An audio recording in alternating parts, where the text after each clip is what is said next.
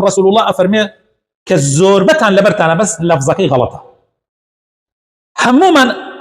كات يكشتك أبي أرين العجلة من الشيطان والصبر من الرحمن هموما يعني هلا كردن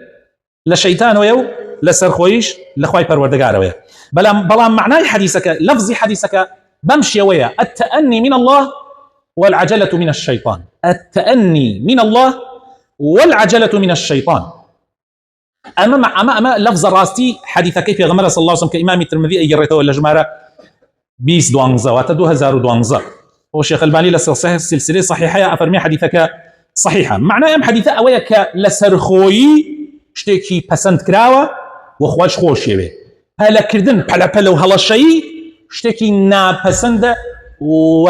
صفەتی شەیتانە و خوای تەعالا پێی خۆش نییە. ڕۆژێکان وەفدی عەبدولقەیس لە بەحرەینەوە هاتنە خزمەتی پێغەمبەری خوا صلی الله عليه وسلم وەفدێک بوون کۆمەڵی خەڵک بوون دەمسپی ئەو قەومە بوون هاتون بۆ خزمەتی پێغەمبەری خوا صلی الله عليه وسلم بۆ مەدینەی پێغەمبەری خوا صلی الله عليه وسلم ئیتر پێغەمبەری خوا لە پێشوازیانە ڕاوەستا بوو هەمویان کە هاتن هەر یەکە بە پەلە وشترەکانیان وڵاخەکانیان حەساوکە بە مەزبوطی نەبەستەوە و بە پەلەپەل خۆیانیان گەیاندە پێغەمبەری خوا صلی الله عليه وسلم پێغەمبەری خوا ڕاوەستا بوو یعنی پێشوازی لیانە کرد دانەدانە بەڵام سەیری کرد کابرایەکیان کە منذری کوڕی عائیدی ناوە و بە ئەشەج مەشهورە ئەم کابرایە دەمسپیانە یاوێ کە یەکێکە لە دەمسپیەکانیان بەڵام ئەو وای نەکرد بینی ئەو لەسەر خۆی گەڕا وڵاخەکەی خۆی بەستەوە دوای گەڕا بزانم ئەو وڵاخانە کامیان جوان نەبەسراونەتەوە بەستیەوەی ئەمە هەر پێغەمبەری خوا صلی الله عليه وسلم سەیرێکە دوای ئەوە ئەمجا ڕۆیشت لە پەنایەکی مزگەوتەکە لە شوێنێکەوە ئەو جلوبەرگەی کەس جلوبەرگی سەفەر بوو گۆڕیەی دەست و دەمچاوی جوان شۆر جلوبەرگێکی تازەی کردەبەر سێکن خۆی ڕێک و پێک کردەوە و هاتە خزمەتی پێغەمبەری خوا صلی الله عليه وسلم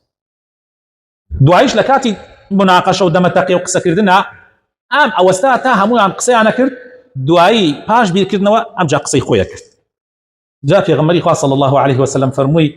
وڵی تۆ دوو سیفەتت تایە لە کۆتاییە کاتی هینەکان تەواو بوو فەرمووی دوو سیفەتت تایە خوا و پێغەمبەری خوا خۆشیانەوێت الحلم والأنات دوو سیفەت کە زۆر زۆر گرنگە و پێویستە لە هەموو مسلمانێکە هەبێ یەکەمیان حلم واتە ئارامگری کابرا خۆی ئەگرێ لە کاتی تووڕەیە و ئەناتیش واتە لەسەر خۆی ئەم دوو سیفەتە خوا و پێغەمبەری خوا خۆشیانەوێ بەڕاستی سێرم پیاوەکە چەند یعنی ئوسلوبی جوانە چەند ئێمە زۆربەی خەڵک ئەبینین لەو شێوەکەی ترە ئەوانی وا پەلەپەلیان کرد هەر بێ ئەوەی دەمچاویان بشۆن بێ ئەوەی جلوبەرگەکەیان بگۆڕن بێ ئەوەی وڵاخەکانیان بوەستنەوە یەکسەر تاویاندا لە پێغەمبەری خوا صلی الله عليه وسلم بەڵام ئەم دەست و دەمچاوی شۆر جلوبەرگەکەی گۆڕی خۆی بۆن خۆش کرد دەمچاو و ڕیشی شانە کرد بە جوانی و هات بە ئیسراحەت خۆ بەشی تو هەرەمێنێتر بۆ پەلەپەل ئەم سیفەتە معجب بوو پێغەمبەری خوا صلی الله عليه وسلم پێی معجب بوو